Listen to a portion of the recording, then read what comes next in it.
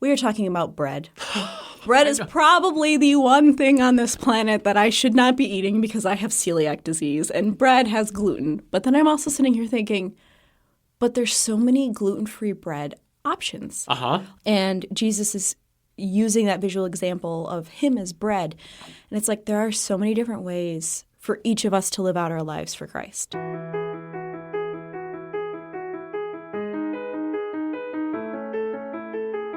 You're listening to If That Makes Sense. It's Family Life's podcast about what life is like following Jesus.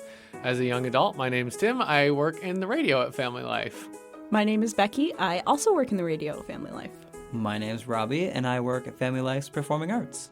Hey, obviously, it's been a little bit since we've released an episode. Yes. I had a child. My wife and I had our second baby. Yay. So, yay, delight. And also delight to be back here in the book of John.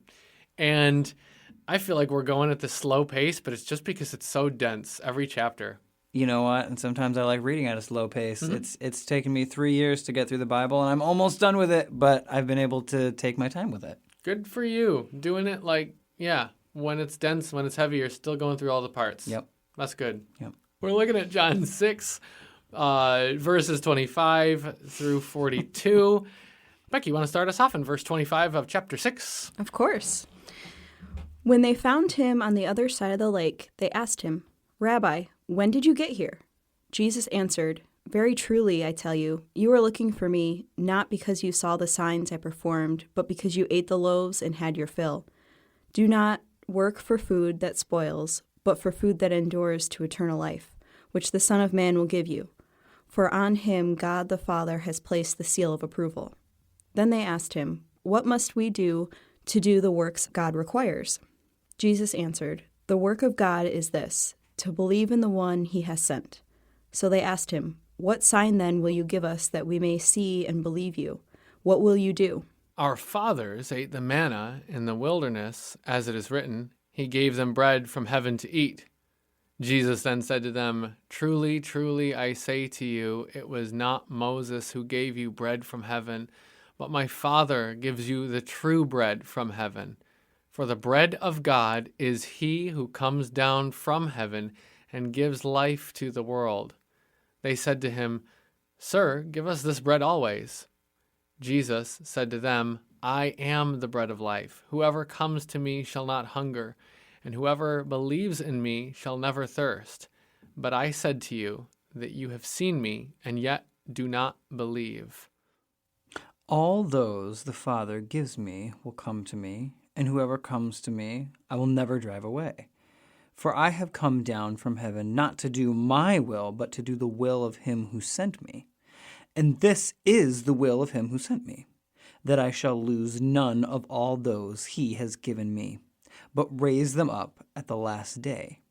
For my Father's will is that everyone who looks to the Son and believes in him shall have eternal life, and I will raise them up at the last day.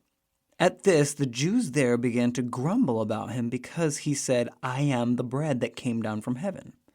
They said, "Is this not Jesus, the son of Joseph, whose father and mother we know? How can he now say, 'I came down from heaven'?" Do you hear any part of yourself in the crowd? That's not a leading question. You can be like, "No, I don't relate to that." But I'm wondering, do we hear any of us in how they respond to Jesus? What must we do to do the work God requires? And I'm like, oh, I feel that because it's a doing, and I'm an action person, and I need to do something. So like, oh, what do we have to do?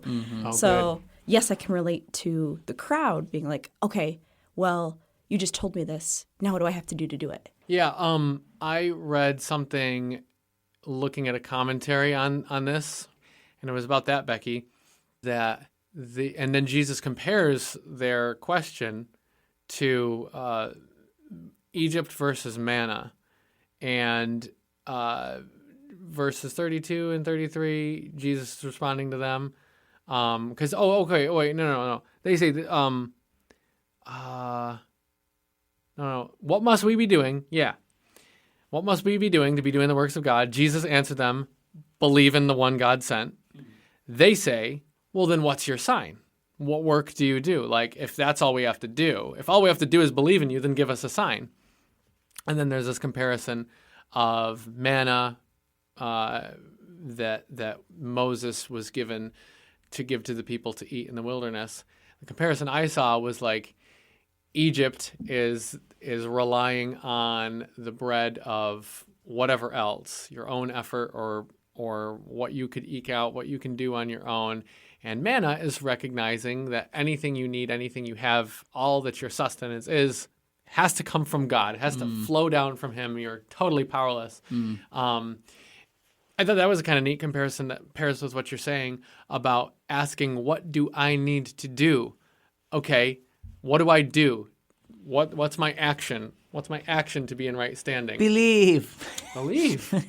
Yeah, believe. And there's going to be action that goes along with that, but it's definitely going to be a different mindset than thinking about working and churning it out on your own. Well, and it's interesting to hear you talk about the Egypt versus, or working it out for yourself, because I'm thinking like in the culture that I live in here in America, I don't often have much of a need to rely on him. Like even from the standpoint of food, I don't grow my own food. I mean, I do in the summer for fun, but like I go to the grocery store, right? And they have these cute little neatly packaged meats that I didn't raise an animal or slaughter it. There it is, and there's the grocery, and it's always there. And I have a job that just gives me money, and that provides for what I need. And I infrequently find myself in a place of, okay, I need you. So in my mind, sometimes in my culture, I'm more in that Egyptian mindset of like, oh yeah, well,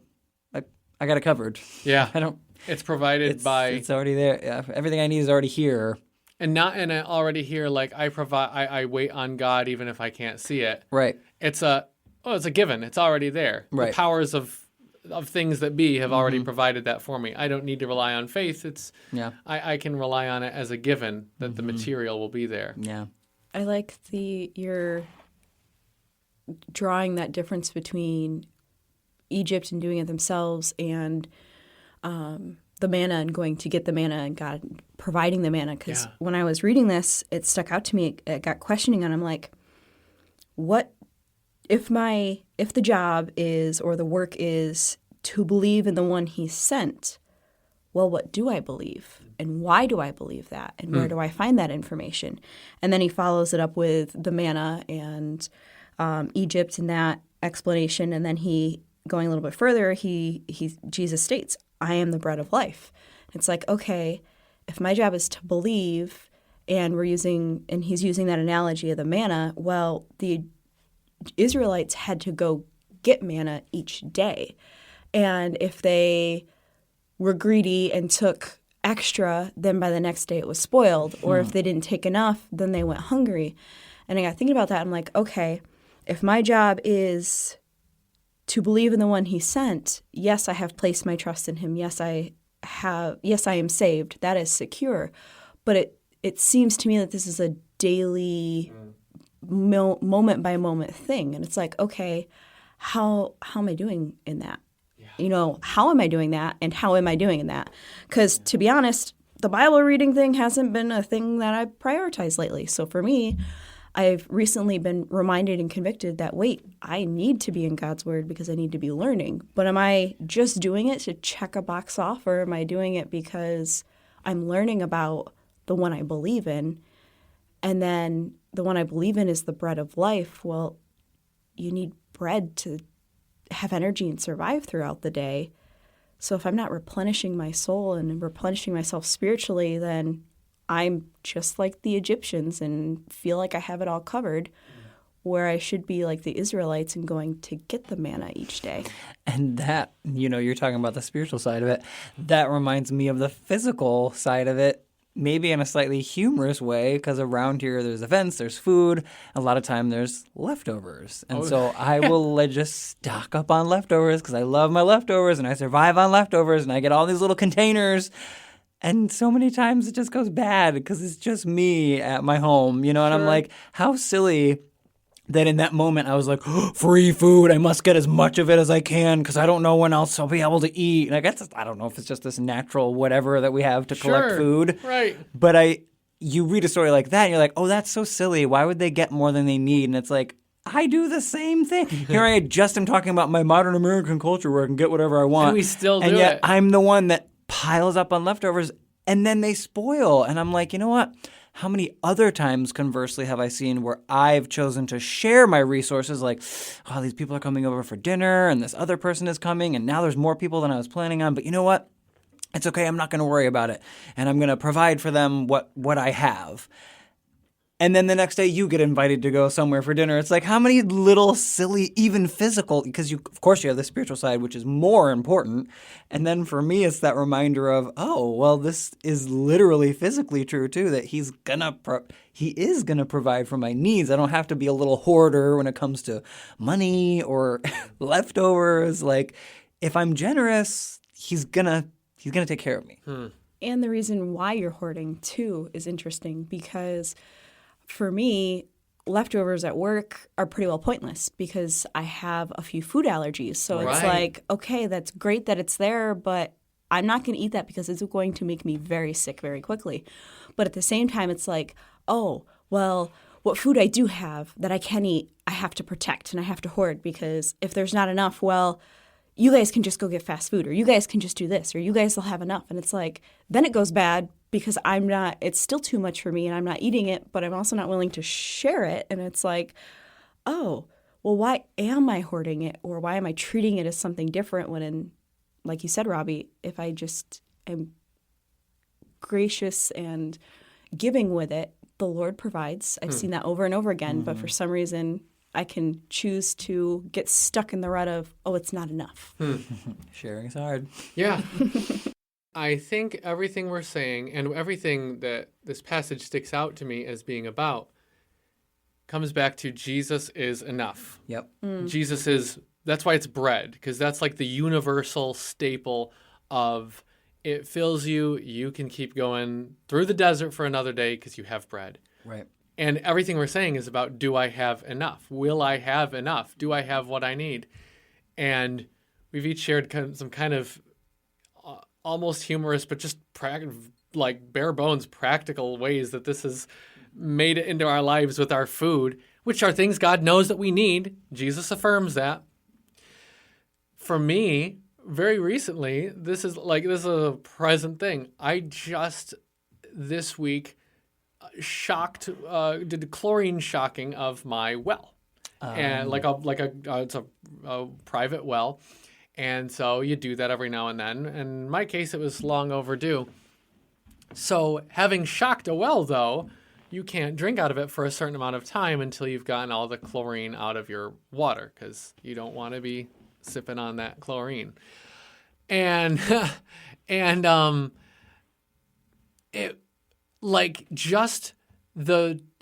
the process took me longer than it should have, the 2 or 3 days of not being able to like use your regular water for regular things, enormously stressful. And not just stressful when I'm thinking about things about water.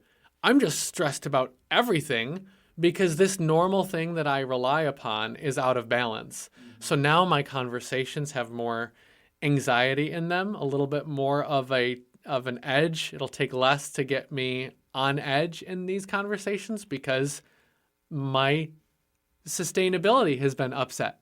That basic need is feeling like it's not met. So I feel threatened. So now it's spilling out into everything else. And this is like, we're talking about food, we're talking about water here, basic things. But what about when we don't have Christ, when we don't have, and this isn't just like if you're not saved. I mean, like even you who may be a saved person is not drawing upon him as your daily manna, then everything threatens you and everything puts you on edge because you don't know where your next minute is coming from. You don't know where your next bit of energy to get through whatever is in front of you is coming from. And everything threatens you. And then your response to everything is bad. And it's this awful cycle. When I come back to seeing, Jesus is the bread God supplied from heaven for everything. And I think that bounces full circle back to where you started. Like, yeah, it's important for me to be taking in the literal word of God every day so that I'm realizing that he is the one that is my whatever, fill in the blank, my strength, my comfort, my health, my whatever. Like, he's the one that's going to be getting me through. Yep. So what I think is really fascinating here is that they say, oh, where do they say it? Let me find it. Isn't it so hard to find stuff? Especially when you're like, oh, it's my turn to find a thing. I know, it's brutal. Our ancestors ate the manna in the wilderness, as it is written, they say, which, he gave them bread from heaven to eat. So I've got this little footnote that tells me where they're quoting this from, because it's from the Old Testament. Yeah. Because in this particular moment, there is no New Testament. Yep. They're just living. Yep. The book of John hasn't been written because we're in the book of John. So they're referencing back to, Genesis, Exodus, Leviticus, Numbers, Deuteronomy, those books of Moses. He gave them bread from heaven to eat. So obviously that's a story in Exodus that we've referenced, but they're also referencing it's in Nehemiah where it says he gave them the bread from heaven, and it's in Psalm 78, he gave them bread from heaven to eat. Oh. And in both of those contexts, because I went back and looked at them, this is why it's like the Bible is crazy, because every little piece relates to every other piece, and you can go forward and backward and see how which is why it's so exciting. So both Nehemiah and Psalms are retellings of the whole story of God, from he's the one that made the world, to he chose Abraham, to Abraham's family, to them being in Egypt, to them leaving Egypt, to the manna in the desert after leaving Egypt. So this whole psalm, and in Nehemiah, they're building the wall, and they're like, we need some encouragement. Crack out the law and let's read it. So Ezra is like, yeah, let's read it. And they read the law, and then the Levites basically, in praise of God, retell this whole story.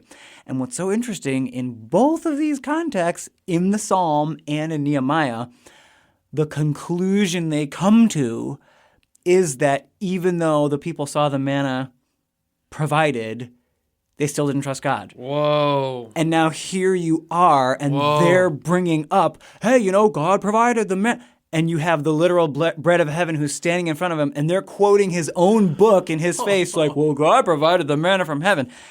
And Jesus is about to, in the next couple of verses, quote from one of his favorite books, because if you look, Jesus quotes from Psalms, and he quotes from Isaiah the most. Those are his most quoted books, Psalms and Isaiah. So he's about to quote from his favorite book and throw it back in their faces, basically saying, yeah, that's me. I'm the one. And now you're still not believing me, much in the same way that you didn't believe even after you saw the literal bread. Wow. Now you're throwing that passage at me, and I'm going to throw this passage at you that says, and you don't believe in me, even though you could eat me because I'm right here, but you're not going to eat me. So let me see if I've got it. They are quoting a passage in an argument with Jesus. Yeah. Which really argues for Jesus' point. Totally, 100%. They're quoting a passage that, if they followed it to its end, the passage would conclude, and the people saying this don't know what they're talking about because they're missing it. And you can look back at Nehemiah and Psalms, and you'll see that. That's amazing. That's so cool. That's a God being a good author moment. Yeah, everywhere. Man, that's cool. That's great. Yeah. Let's talk about them refusing to accept Jesus. This is a thought that came to me. They give every reason why not to accept Jesus when he's standing in front of them with every reason to accept him as God's Savior, except for the fact that it's just going to be hard to live his way, to do his thing. But they're coming up with all these reasons, all these excuses why not to believe. Well, let's see a sign. Go a couple verses earlier. They just witnessed miraculous signs, specifically having to do with bread. Yeah. And they're like, yeah, well, right. We've heard about bread miracles before. Maybe if we saw a bread miracle, we might believe in you. He doesn't even say guys, don't you remember the bread miracle? He lets that go because he's like, that's not the point. It's not that they need to see another miracle. Their hearts are hardened. Right. but they're giving every reason like, well, maybe it's this, maybe even down to the fact that they say, yeah, I don't know. Don't we like know your parents? Like, you're nothing special. We know who you are. Some of us grew up with you. Like, really? We're supposed to believe all this about you? Mm-hmm. And that's an area where I'm thinking, even if I've accepted Jesus as my Savior, there are these little moments all the time where I find reasons not to enter into what Jesus invites me to. Like, yeah, well, but like, maybe I need like a really clear sign that you want me to like do what's in the Bible. Like that seems pretty hard. Maybe like if you want me to be radical about it, I need like a clear sign, God. Or I don't know, but apply it to yourself. But I'm just thinking the human nature of coming up with reasons why we might not have to do the obvious good thing that's in front of us. Yeah, well, I even make excuses for myself too in things like that, like, oh, I should invite this person over to the brunch that we're gonna have. Oh, but they're not going to want to come, and that's probably going to make them feel uncomfortable. There you go. And they don't know anybody anyway, and I'm not going to. Well, I decided in this particular instance, you know what? I'm just going to do it anyway and let them decide. And you know what they said? They were like, "That sounds so awesome. That sounds like so much fun." And they came and they had a great time. And look at that. I almost didn't invite them because I had this whole list of excuses, and it's like none of those excuses. I made them all up. This person didn't have any of these reasons to not come. Yeah. It's so funny. Mm-hmm. Mm-hmm.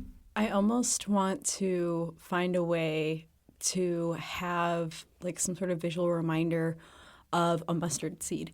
Because all this gets me thinking, I'm like, okay, just like you guys both, I come up with all these reasons or excuses why I can't do it or I shouldn't do it or it's not going to work out or this or that. And it's like it can be the simplest thing that the Lord is presenting me with of, hey, do this. Or he gives me that. I asked for a clear answer. He gives me a clear answer. Oh, but it's not quite clear enough because of X, Y, and Z. Yeah. And it's like he says right in his word, if I have faith as small as a mustard seed, I can move one mountain to another. And it's like, what if I just applied that faith to the simple things that he's asking me to do and somehow interrupt that thought pattern of all of my reasonings of why it can't happen and all my worries of why it can't happen. And it's like, oh, if I just like take a step back and take myself and my worries out of the picture and just have that small faith, then God can do amazing things with it. He can have somebody come to your house, Robbie, and thoroughly enjoy it. And it's like, oh, well, I almost didn't do that. And now that seems silly that I'm on that side of it.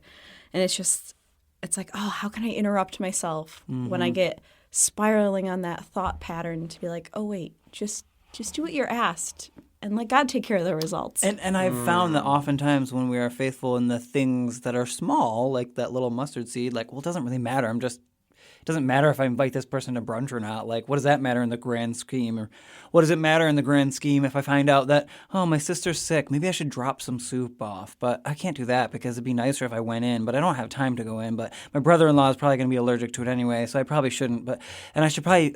So many reasons. And then I do it anyway, and I find out that it was such a blessing, and he could eat, and all these things. And I've found that when I'm faithful in the tiny little whispers, then you wind up hearing those whispers more and more, and then you start to see the bigger picture of what these little whispers are becoming. I've tried to come up with a new policy for myself, and I came up with it this day that I found out, oh, look, brunch was a good idea. I was like, you know what? I'm going to new policy for myself. Every time I have a good idea that's, wholesome and holy and good, I'm just going to do it.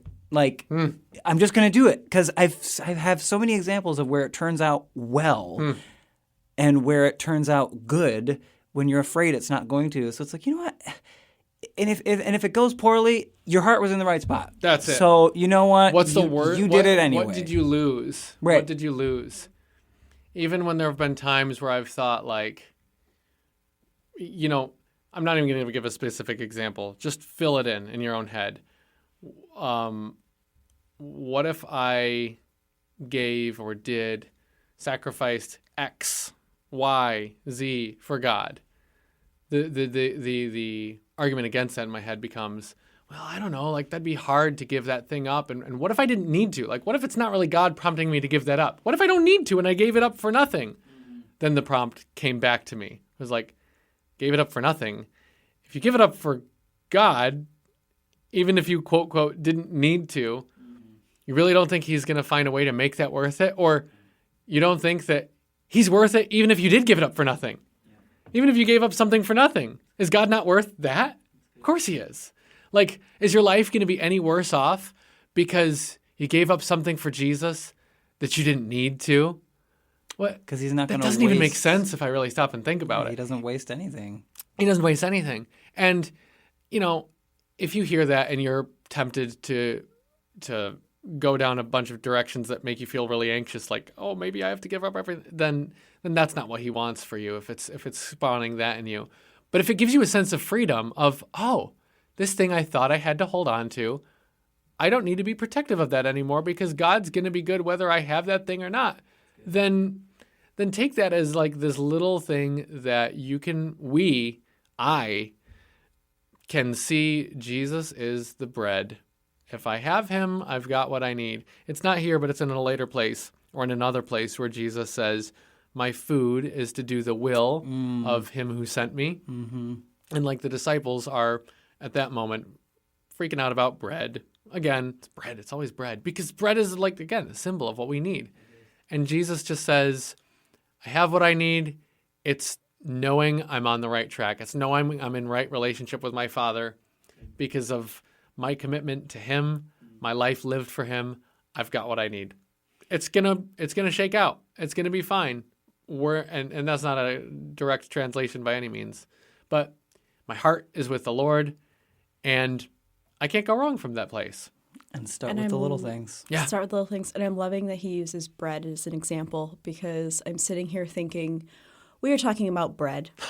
Bread is probably the one thing on this planet that I should not be eating because I have celiac disease and bread has gluten. But then I'm also sitting here thinking, but there's so many gluten-free bread options. Uh-huh. Like there are so many different ingredients that you can use to make bread.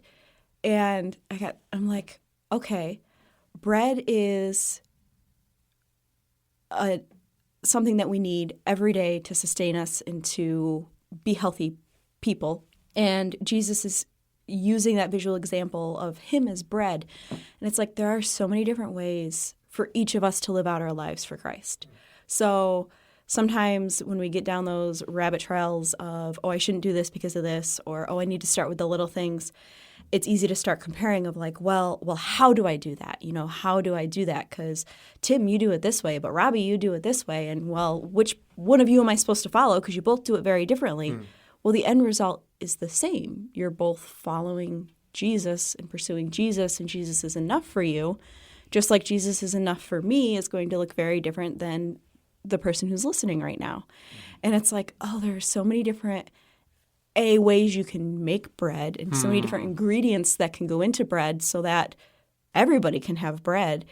And it's just, my mind is still forming that thought, but it's just like, oh, the Lord is enough in so many different ways to each one of us and just the way we need it. That's really cool. All that the Father gives me will come to me, and whoever comes to me, I will never cast out. It is not for any one of us to look at the path another person takes to Jesus, a path to Jesus specifically. That is how God has called them to come to him. And anybody who says, I've found that I need Jesus, then that's somebody who he's called. That's somebody who the Father gave to Jesus because they realize he's their bread. It doesn't matter how they get to that point. I love, Becki, that you did not let the irony escape of you literally like having this entire metaphor be like, yeah, I can't use that in my life, but I can because there's a lot of different ways you can make bread. Yeah. But it's bread we're talking about. He is the answer, but he calls each of us in a personal way to find him as our sustenance, as our bread. And going off of that thought, Tim, I can't wait until we get to heaven and we're all gathered together because right now in my humanness, it can be so hard to sit with a group of believers and not start casting judgment. It's like, oh, well, I start comparing or casting judgment of, oh, well, you came to Jesus and you have so much better and cooler of a story than I do. Or, oh, you came to Jesus and you're a third generation Christian family, so you grew up with it, and so you have all of this knowledge that I don't have. And, oh, I'm just sitting here somewhere in the middle. It's like, no, God uses each one of those parts in our lives.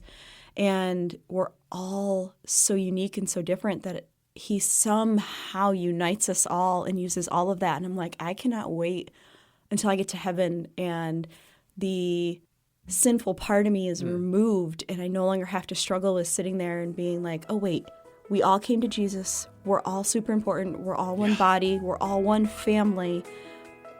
And in heaven, I won't have those distractions. I'll just get to enjoy the simple fact that Jesus is enough for all of us. Yes. And I'll get to hear everybody's stories and I just can't wait. Thank you for joining us for If That Makes Sense, the family life podcast about what life is really like as a young adult following Jesus. If you enjoy the show, please send it to a friend. Your genuine appreciation of the show is the best way for word to get out. And it would make our day if you left us a rating and a review wherever you found this episode. Family Life has more great original podcasts that you can check out at familylife.org/podcast. Thanks again, and we look forward to having you along for the next one.